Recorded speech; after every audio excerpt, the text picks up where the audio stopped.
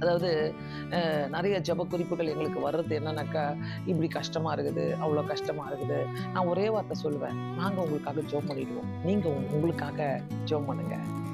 நீங்க உங்க வீட்ல ஜெபம் பண்ணுங்க. உங்க கஷ்டத்துக்காக உபவாசம் இருந்து ஜெபம் பண்ணுங்க.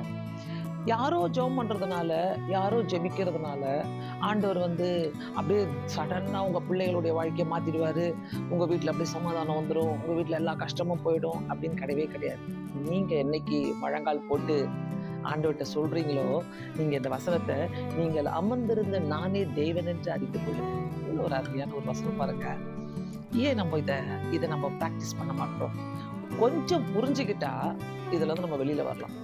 கொஞ்சம் நம்ம தெளிவா இருக்கிறோம்னாக்கா, இந்த இந்த மாதிரி நம்ம இந்த கசப்பு, வெறுப்பு, வேதனை, இப்படிப்பட்ட வலிகள், இப்படிப்பட்ட அவசர புத்திகள், எரிச்சல், ஆங்ஸைட்டி இத ஒதுக்கும்போது வியாதிகள் ஆட்டோமேட்டிக்கா நம்மள விட்டு போயிடும்.